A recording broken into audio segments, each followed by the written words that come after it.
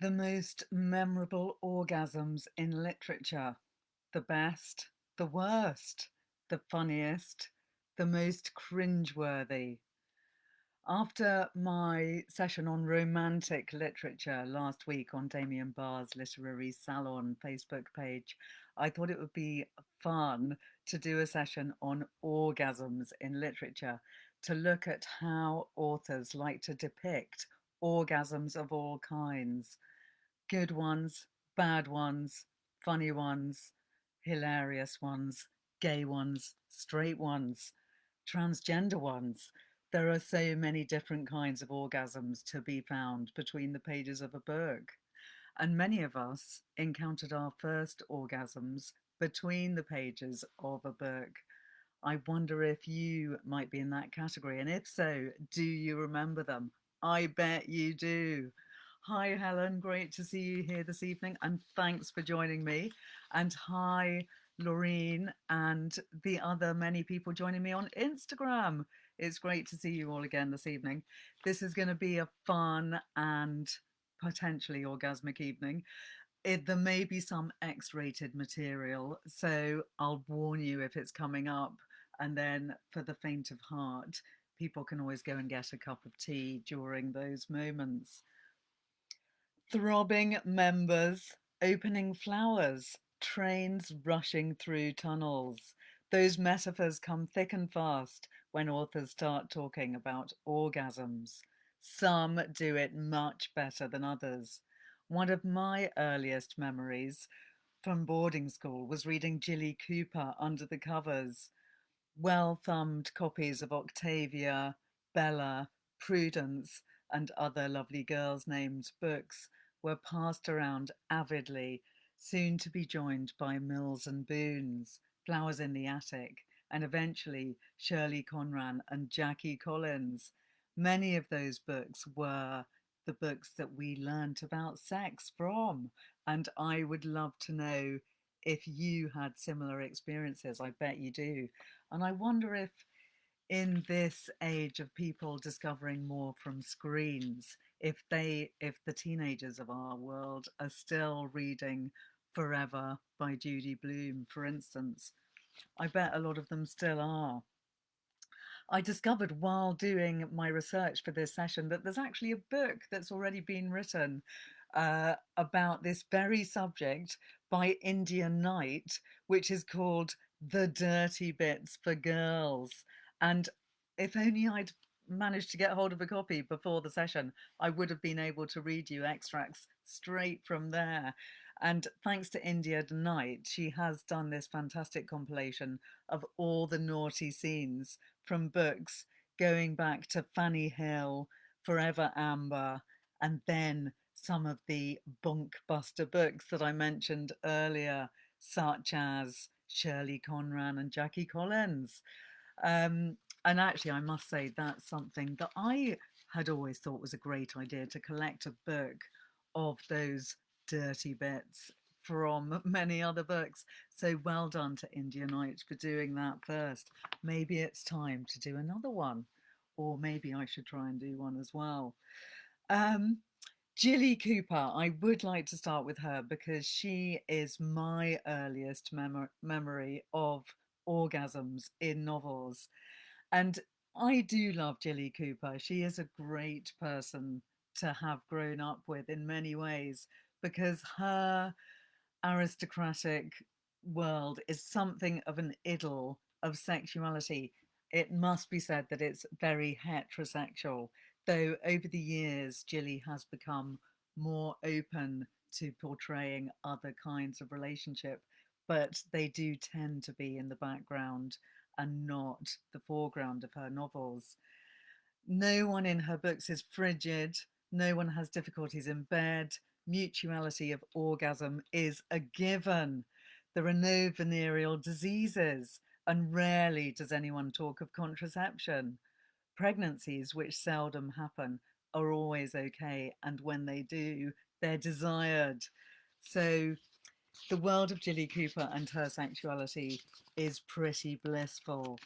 It's really at the heart of Jilly Cooper's success, because she offers something to the British, which is something as a corrective to our supposed prudishness. In her invented county, Rutshire, men do not keep their socks on in bed, nor are they fish belly white all over. Women don't lie there in bed, Y-shaped, counting the cracks in the ceiling, while potentially sobbing on a heaving shoulder.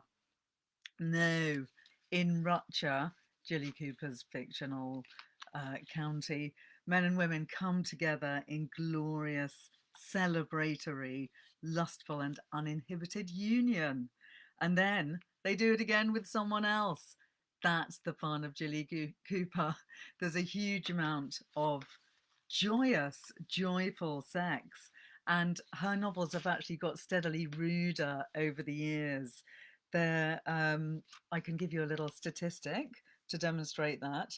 In her first book, Riders, 1985, there was an average of one coupling every 60 pages, while Pandora, 2002, averages one every 30. The sort of sex changed as well. Riders was full of rustic Laurentian clutches, with the women wiping themselves down with handfuls of grass and hay.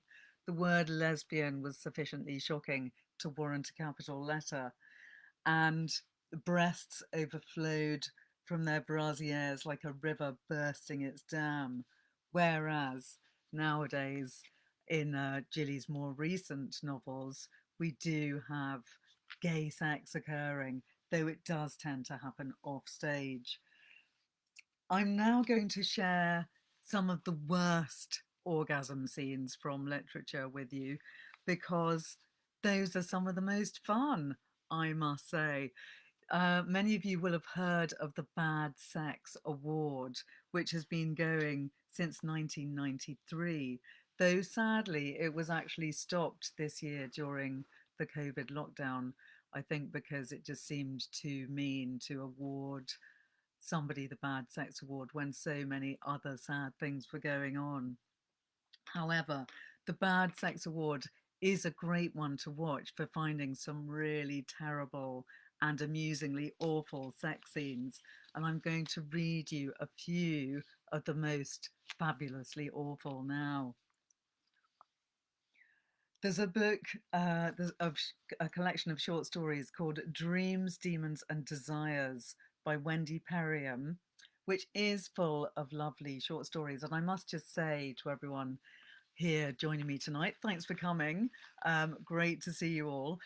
That many of these books which have won the Bad Sex Awards are actually fantastic books. And it's just when you take the sex out of context, it sounds really terrible. So don't let it put you off the book itself. So this is by Wendy Perrium. The wind thrust between her legs, its icy blast displaced by solid warmth as he covered her like a dog. The thing inside her jerked and threshed, a rising salmon plunging home to spawn. Yes, she shouted, relishing the scarlet pain in her knees as he kept grinding them against the barnacled surface of the groin. That's all pretty worrying, it has to be said, and really rather off-putting. I do find there's a lot of references to fish in sex scenes, particularly fish rising from the belly within women's stomachs. There's an octopus referenced by Jeanette Winterson, which we're going to come to later.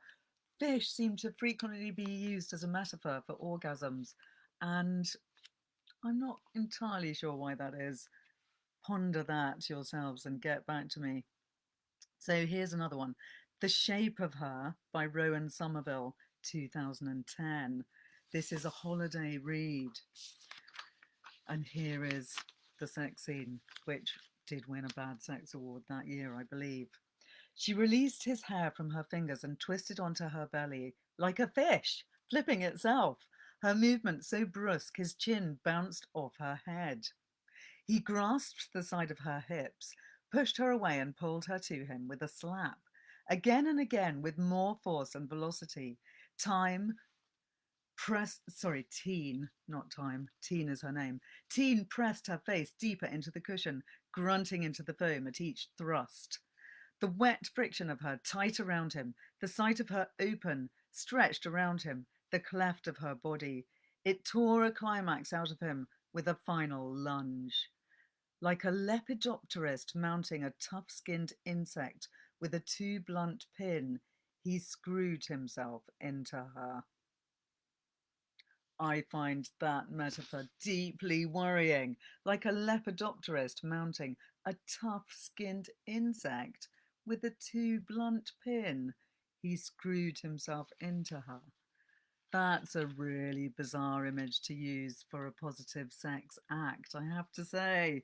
And I can definitely see why that would have won the Bad Sex Award that year. Now I'm going to romp through these Bad Sex Awards, and then we're going to come along to some of my most memorable and brilliant orgasm scenes in literature, which I will be sharing with you soon. It's great to see lots of you regular people here tonight. Ollie, lovely to see you. Bill and Jenny, Koki, great to see you back. I hope you're recovering with your hand incident. And hi to all the lovely people on Instagram too. Floss, great to see you here. So carrying on with the Bad Sex Award, here we go. The Office of Garden and Ponds by Didier Decoing, 2019. Sorry, I need to make sure I can actually see, because I've got my lovely party lights on. I need to use a candle to read from my extracts. Katsuro moaned as a bulge formed beneath the material of his kimono, a bulge that Miyuko seized, kneaded, massaged, squashed, and crushed. With the fondling, Katsuro's penis and testicles became one single mound that rolled around beneath the grip of her hand. Miyuki felt as though she was manipulating. Totally getting the giggles now. I'm going to have to recover a minute.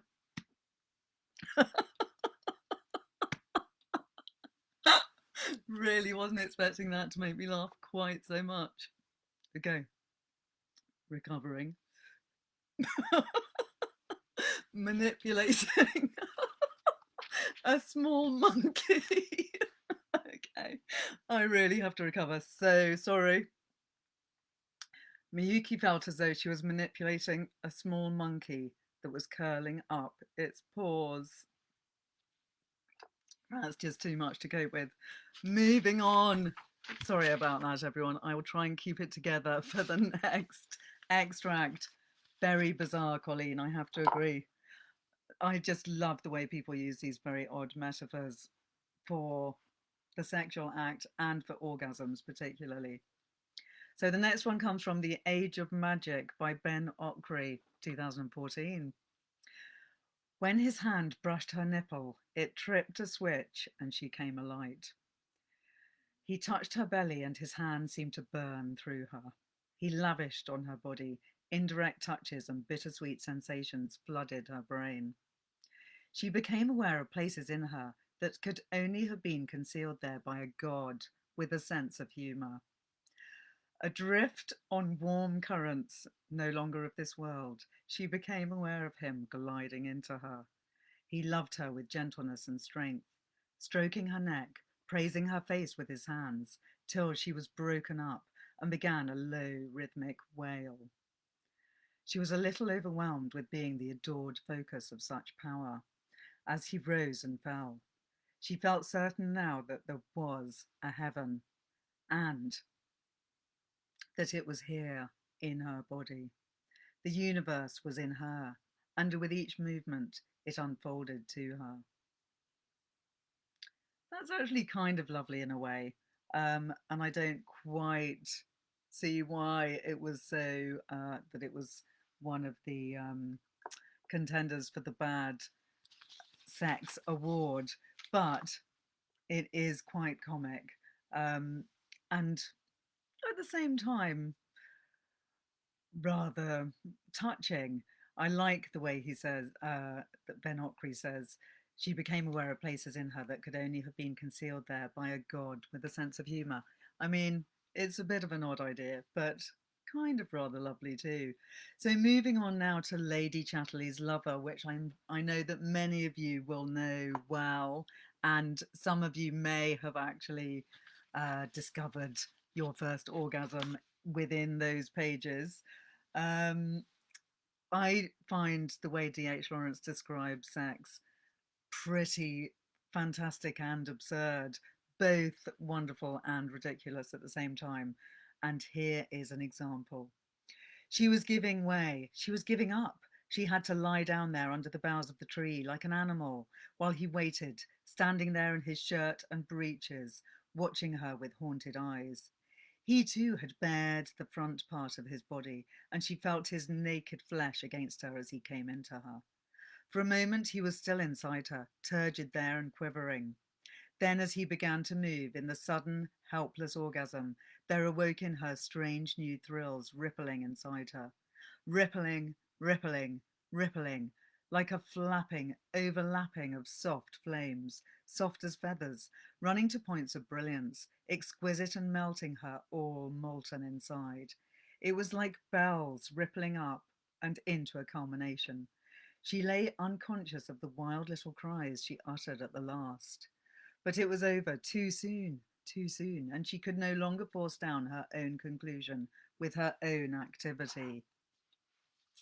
Loving that. There's a lot of repetition I also find in many an orgasm scene, and some of them are just too rude and too embarrassing to even read aloud, but some of them are great, and there's a bit more of this D.H. Lawrence to come.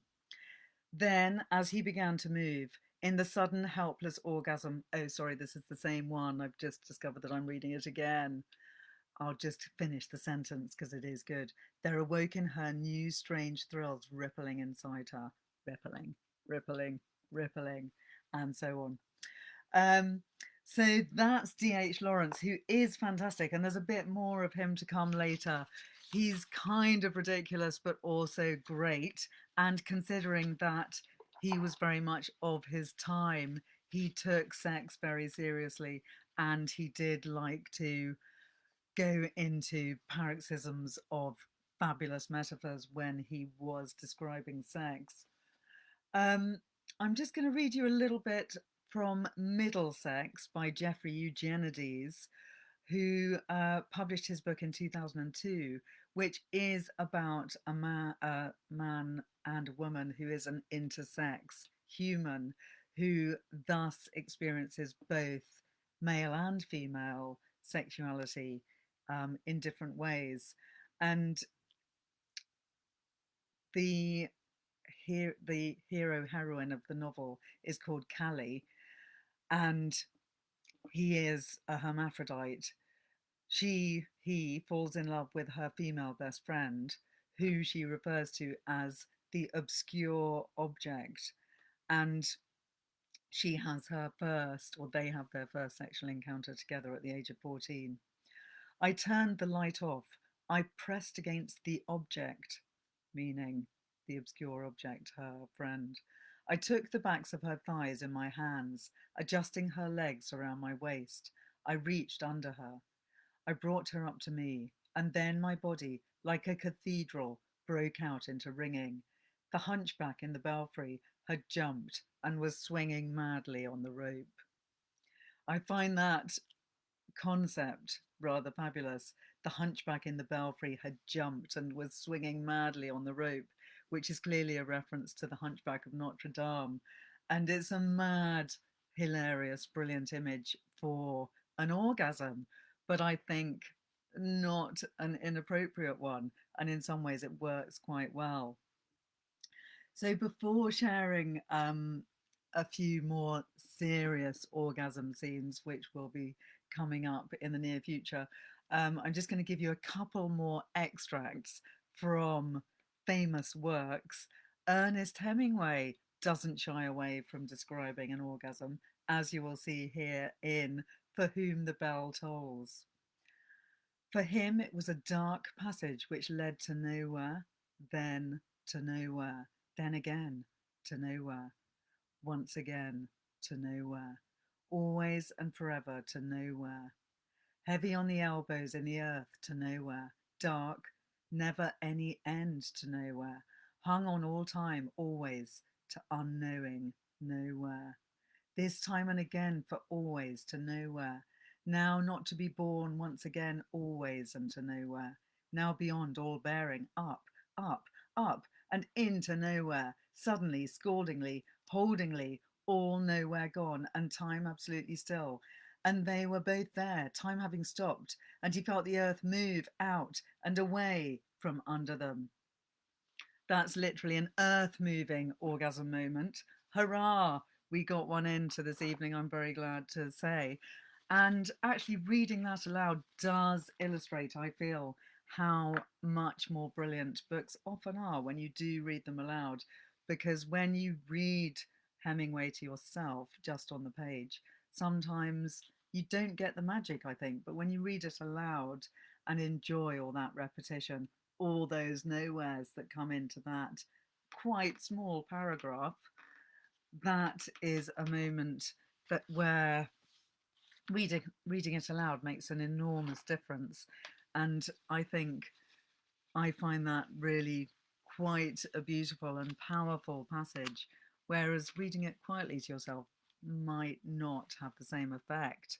I know not everyone likes to read aloud, but as regulars know who come to my sessions frequently, I'm a massive fan of reading aloud whenever the opportunity arises.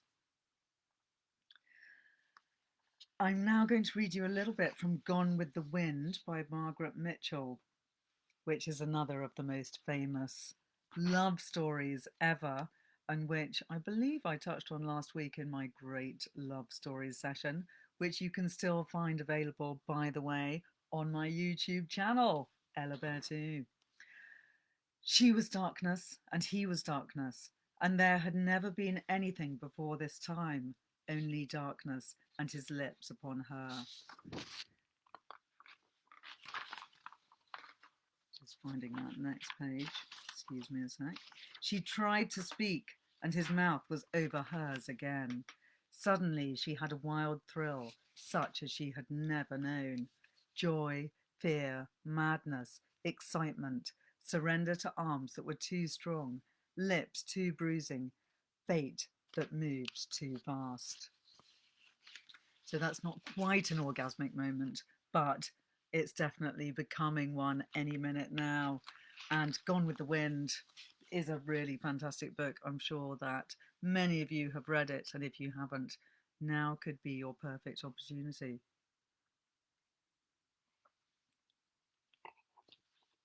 Colleen, thanks for your comment saying that you read aloud a lot now. I'm really glad to hear it. And I wonder if you read aloud with someone or on your own. Both are a great way of reading books. It's fabulous to read aloud to a cat, to a dog, to a friend. If you've got someone in the house to read to, do that. It's lovely to read aloud with a partner. Erotic literature is great to read aloud too. By the way, tonight is all about orgasm, so it's not specifically erotic literature. That might be a subject that I will come to in the future if people are keen.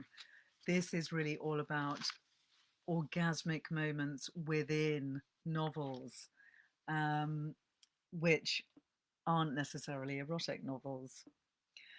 While I was researching for this evening's topic, orgasms in literature, I came across a rather wonderful work of art, which I'd like to tell you about because it is all about reading and orgasms.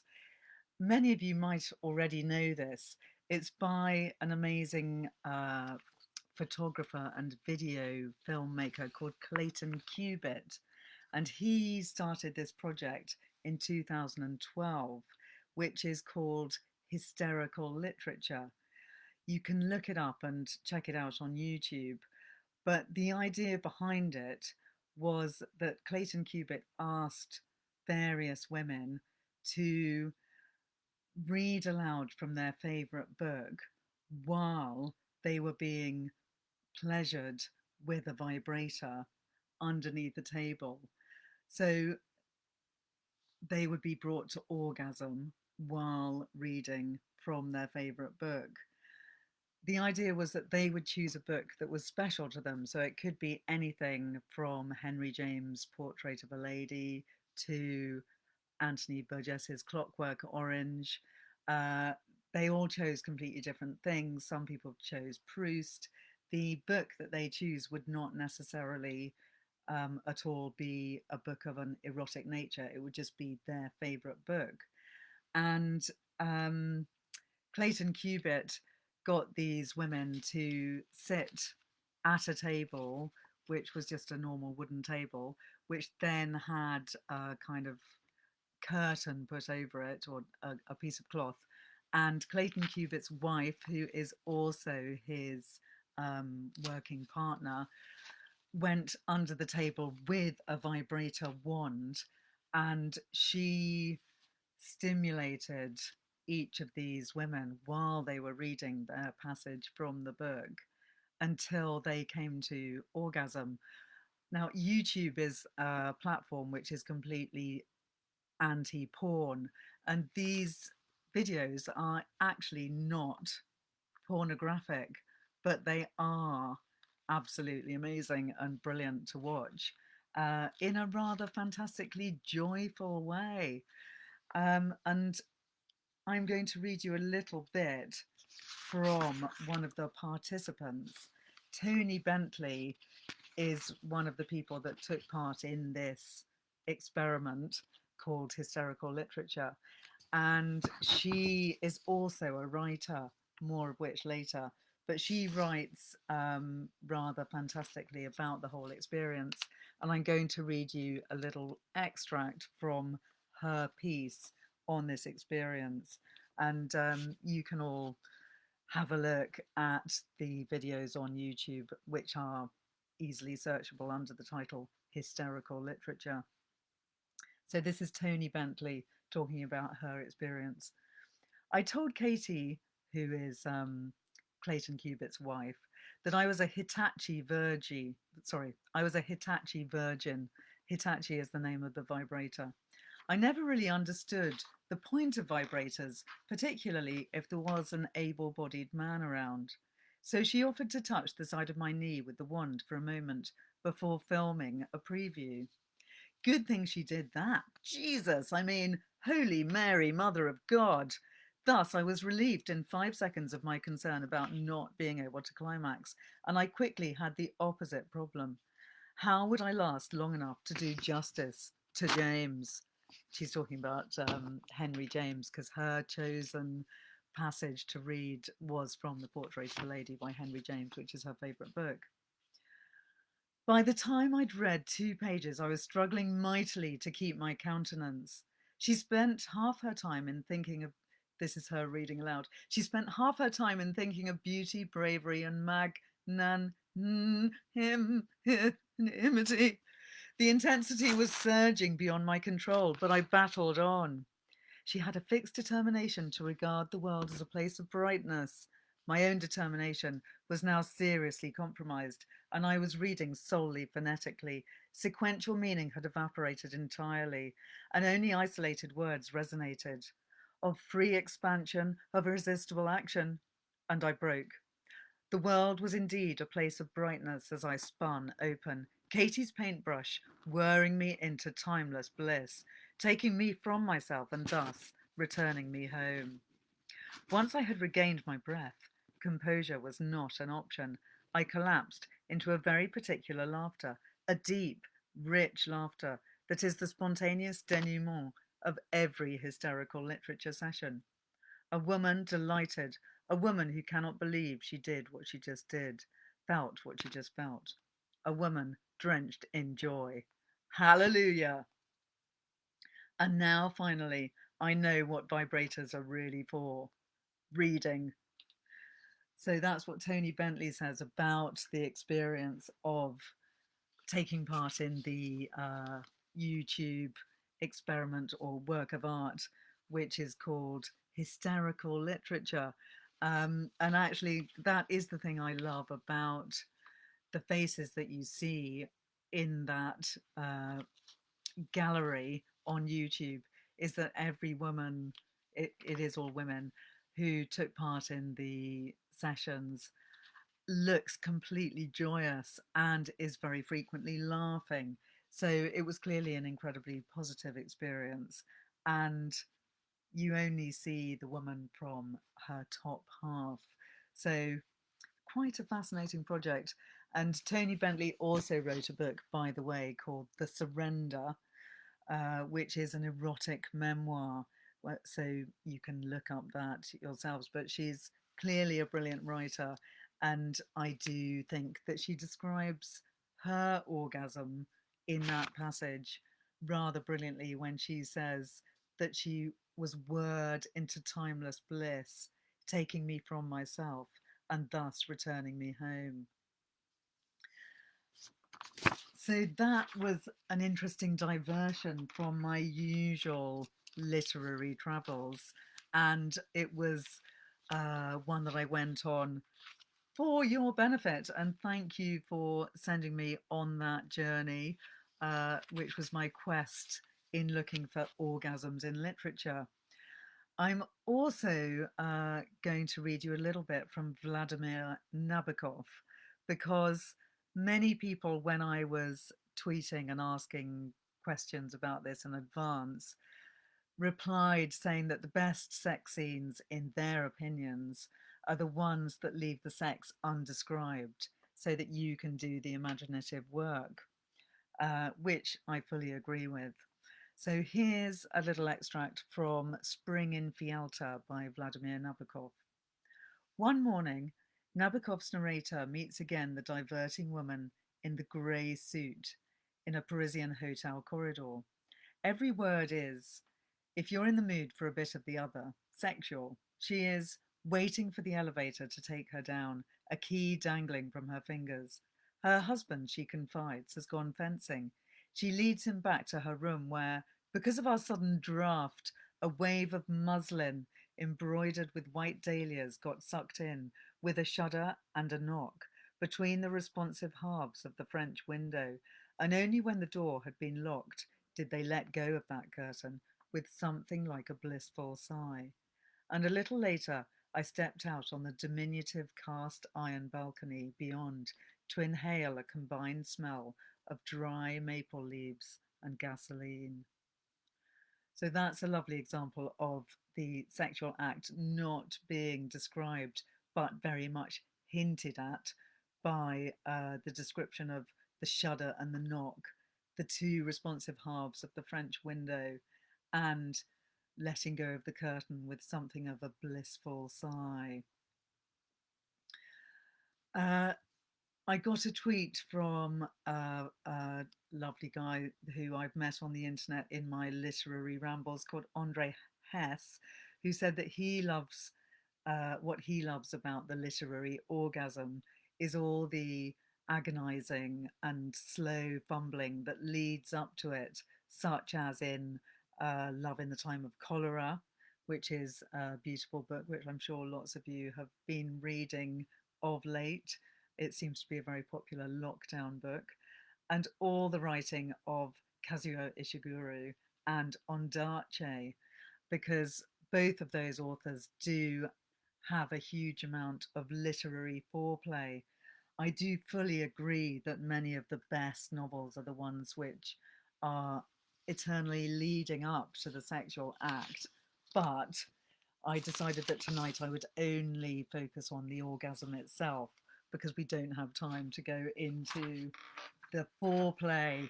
There might be another evening in which I talk about novels which are orgasmic in the way that they're written, and also novels which are extremely erotic but don't necessarily have orgasms explicitly described.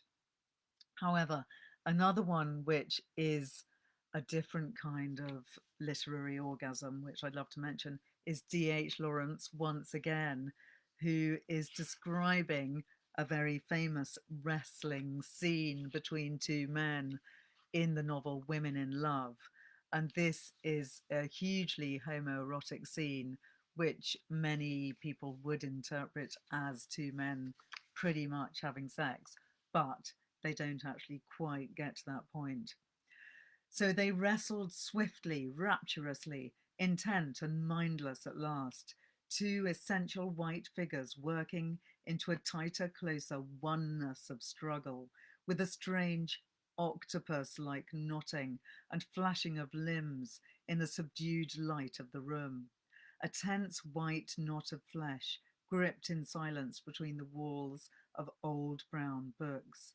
Now and again came a sharp gasp of breath, or a sound like a sigh. Then the rapid thudding of movement on the thickly carpeted floor. Then the strange sound of flesh escaping under flesh. Often, in the white, interlaced knot of violent living being that swayed silently, there was no head to be seen, only the swift, tight limbs, the solid white backs, the physical junction of two bodies clinched into oneness. Highly sexualized, but never explicitly so. That was Women in Love by D.H. Lawrence. There was the octopus metaphor in that scene once again, where their limbs become like octopuses. And Jeanette Winterson also uses the octopus metaphor when she's talking about an orgasmic moment. So in Oranges Are Not the Only Fruit, which is a very wonderful love story, we have a lovely scene where the heroine, Jeanette, is with her friend Melanie, who she has been gradually falling in love with. When I reached Melanie's, it was getting dark. I had to cut through the churchyard to get there, and sometimes I'd steal her a bunch of flowers from the new graves. She was always pleased, but then I never told her where they came from. She asked me if I wanted to stay overnight because her mum was away, and she didn't like being in the house on her own. I said I'd ring a neighbour, and after much trouble finally got an agreement from my mother, who had to be fetched from her lettuces. We read the Bible as usual, and then told each other how glad we were that the Lord had brought us together. She stroked my head for a long time, and then we hugged, and it felt like drowning. Then I was frightened, but couldn't stop. There was something crawling in my belly. I had an octopus inside me. And it was evening, and it was morning. Another day. So there's that octopus inside her again. We've had flapping fishes, we've had octopuses, and quite frequently people talk about birds fluttering inside their stomachs as well when we are having an orgasmic moment in a novel. Margaret Atwood herself, the great writer, is also one who sometimes has very positive female orgasms. And one of my favourite and most uplifting, in some ways, books by Margaret Atwood is The Robber Bride, which is about three women and their history with their old friend and nemesis, Xenia. Uh, it's a novel that's all about the power struggles between men and women. And I'm just going to read you a little bit from that, because I think Margaret Atwood is another great one to look at in terms of how she describes sex and orgasm. Tony can't move anyway because she is paralyzed with apprehension. She is dismayed by her own lack of bravery and also by the sheer magnitude of West's body now that she's close to it. She can actually see the stubs of whiskers coming out of his chin. Usually they're too high up for that. It's like seeing the ants on a falling boulder just before it crushes you. She feels acutely menaced. But West is very gradual. He slides off her glasses, then he undoes one button at a time, fumbling as if his fingers are asleep, and pulls his raspy blanket over her and smooths her as if she's a velvet cushion. And although it does indeed hurt, As the books have said, it's less like being torn apart by wild beasts than she'd supposed, given all that growling that used to go on with Xenia, and more like falling into a river, because West is what other people call him, a long drink of water. And Tony is so thirsty, she's parched. She's been wandering in the desert of all of these years. And now at last, somebody truly needs her for something. And in the end, she discovers what she's always wanted to know. She is bigger inside than out.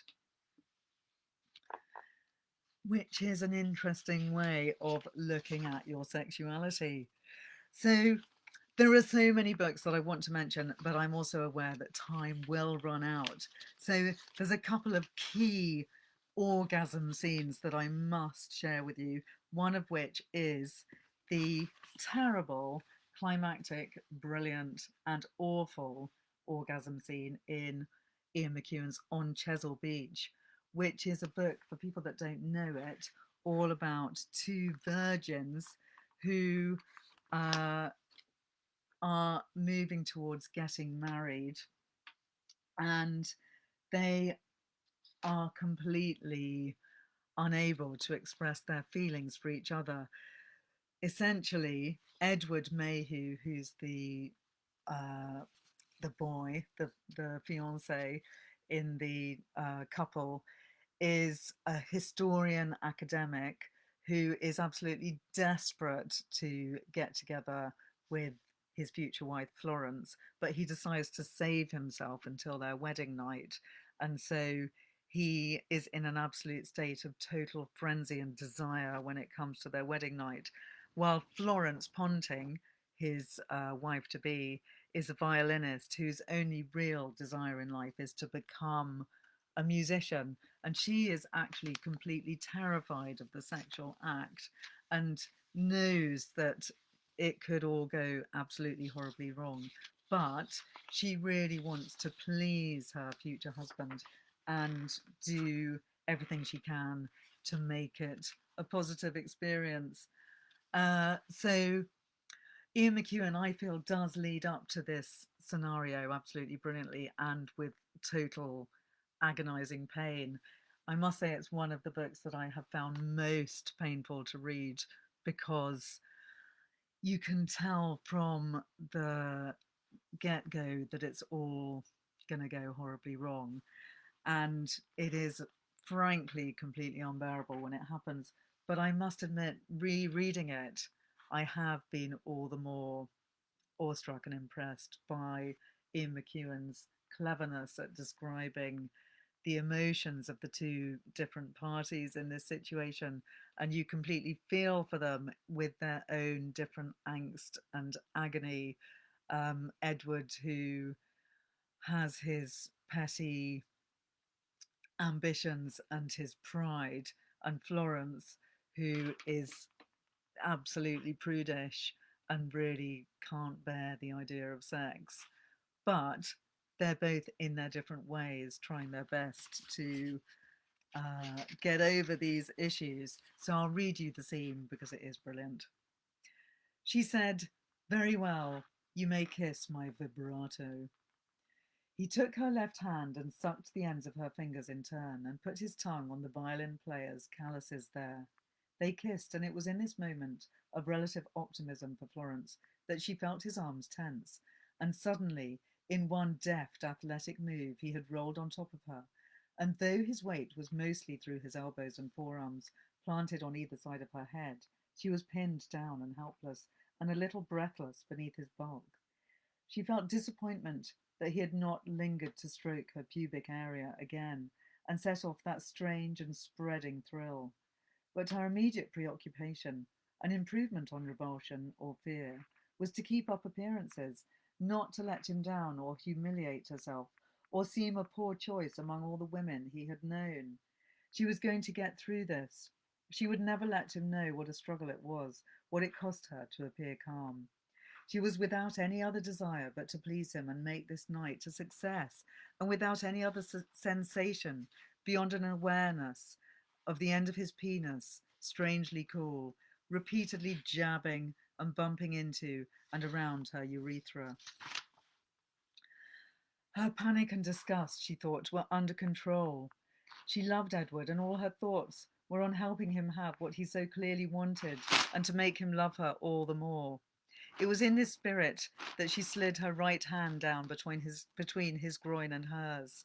He lifted a little to let her through. She was pleased with herself, remembering that the red manual advised that it was perfectly acceptable for the bride to guide the man in.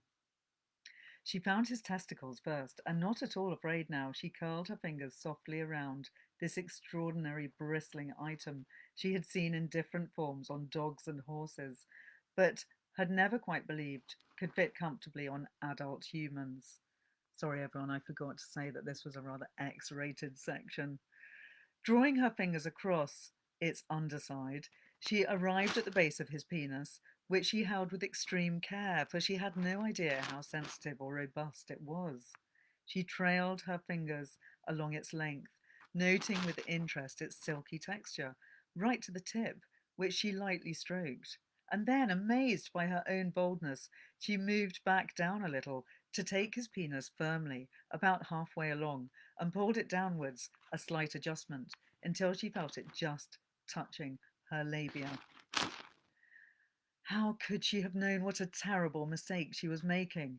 Had she pulled on the wrong thing? Had she gripped too tight? He gave out a wail, a complicated series of agonized, rising vowels, the sort of sound she had heard once in a comedy film when a waiter, weaving this way and that, appeared to be about to drop a towering pile of soup plates. In horror, she let go as Edward, rising up with a bewildered look, his muscular back arching in spasms, emptied himself over her in gouts. I won't go on. It's too terrible and, frankly, one of the most appallingly awful orgasms in literature. And it is the climax, the hinge, and the moment of doom of the whole book. And what's interesting about the book and brilliant about it is that it's all about society's conventions and the way that these two poor virgins are stuck in those conventions and are unable to escape them. It's absolutely unbearable, but a brilliant read. And even though I've given you total spoilers there, sorry about that, it's still a fantastic book to read and go back to, because McEwan does actually describe the emotions of the protagonists so brilliantly. So, another amazing and brilliant orgasm scene, which I must share with you, is the one in Neil Gaiman's American Gods, which is epic because it is actually a godly orgasm, which I think if you don't know the book or the series, could come as a bit of a surprise.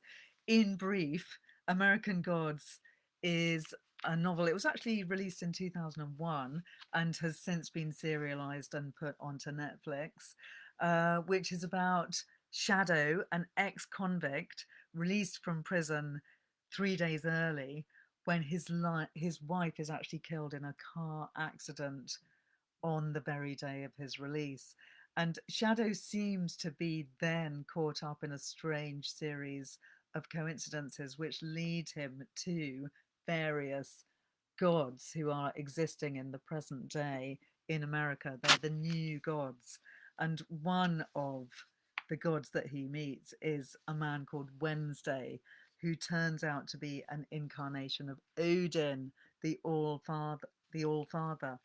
It's a really fun read, which has many different stories that go through it, and it's fairly complicated, but it is a really fun, gripping, and fascinating read that takes you into different aspects of America and capitalism. And I love the way he describes the gods and how they enter into the 21st century. But this is the sex scene, which is epically orgasmic, and I will try and read it to you before The hour is up. It's actually quite a short scene.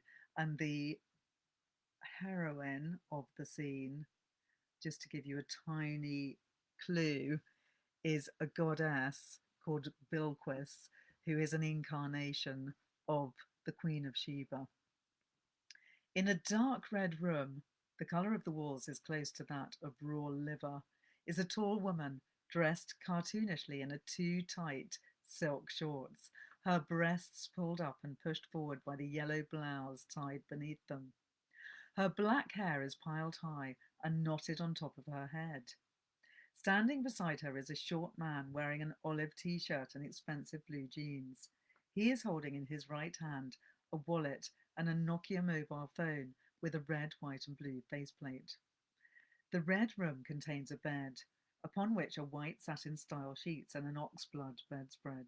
At the foot of the bed is a small wooden table, upon which is a small stone statue of a woman with enormous hips and a candle holder. I'll just skip a bit so that we can have time to get all this in. The man looks at her hungrily. Then he takes the candle from her and pushes it into the candle holder. You got a light? He unbuttons his blue jeans and removes his olive t-shirt. She massages his white shoulders with her brown fingers. Then she turns him over and begins to make love to him with her hands and her fingers and her tongue. It seems to him that the lights in the red room have been dimmed and the sole illumination comes from the candle, which burns with a bright flame.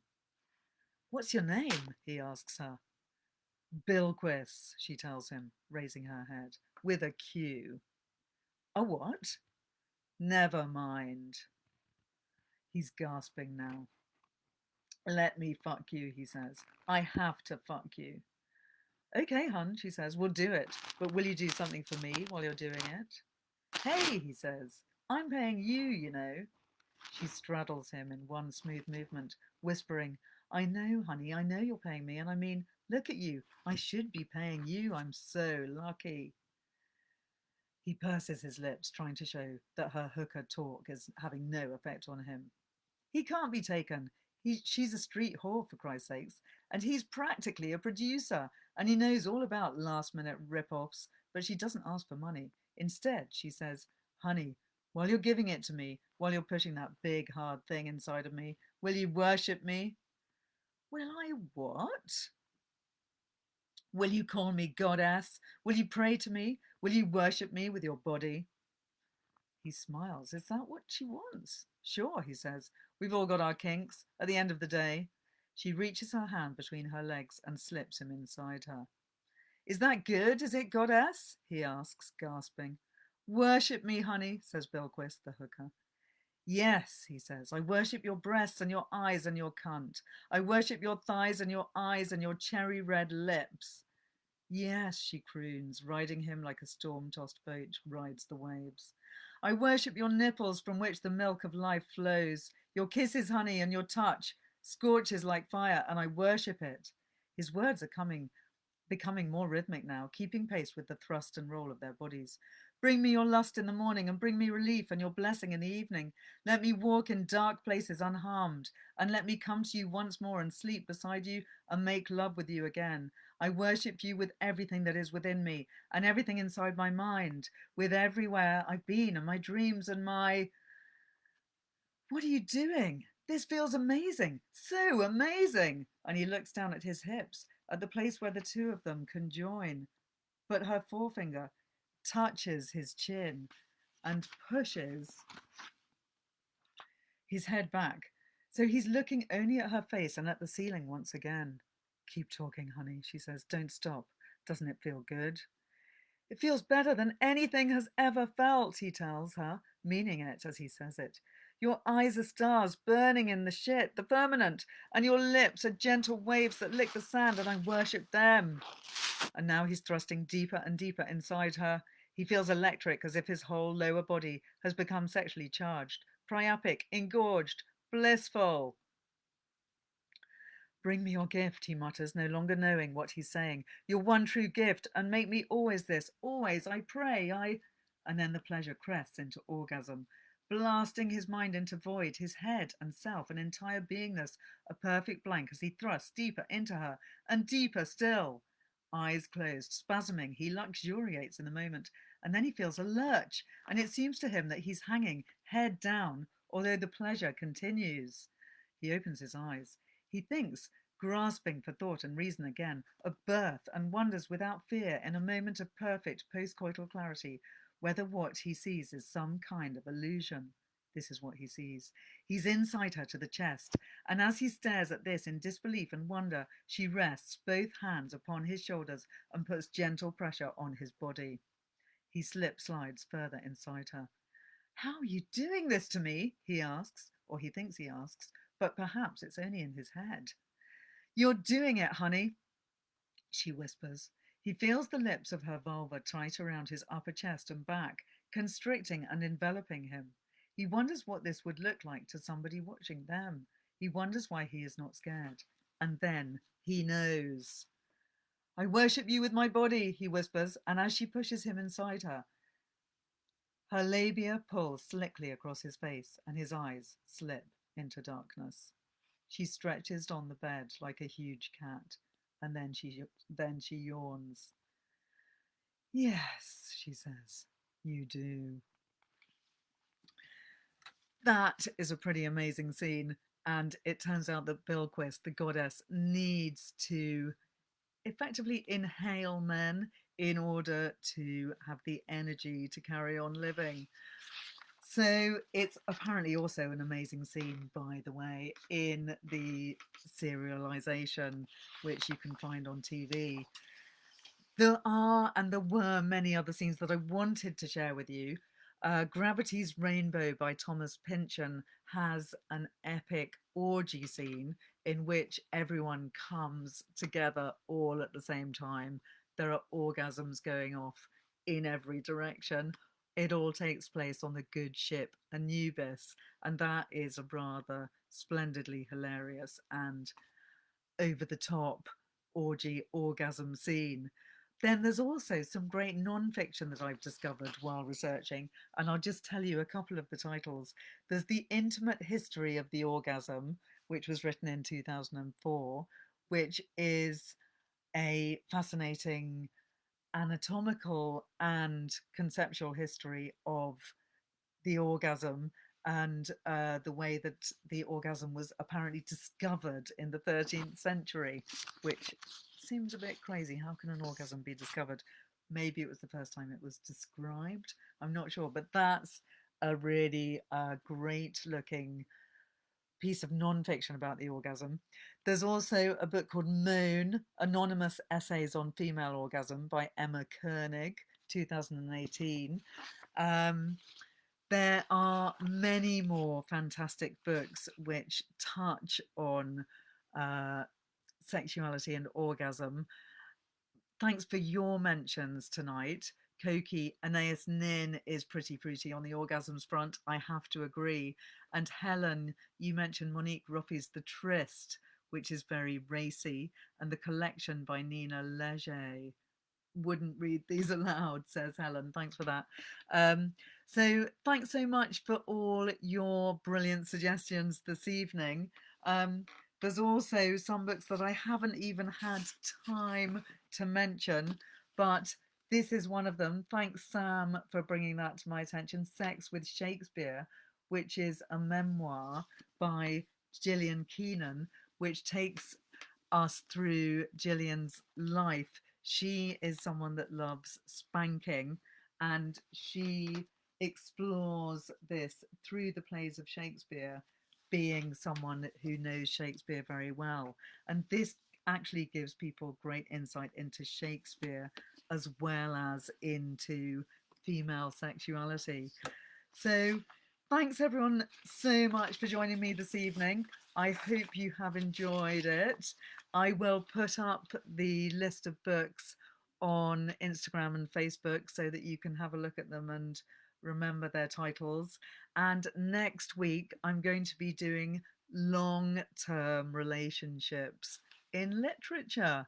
So do join me for that, and do send me any ideas titles or thoughts on the topic in advance, either on Facebook, Instagram messaging, or on Twitter. Good night. Thanks for joining me, and see you soon.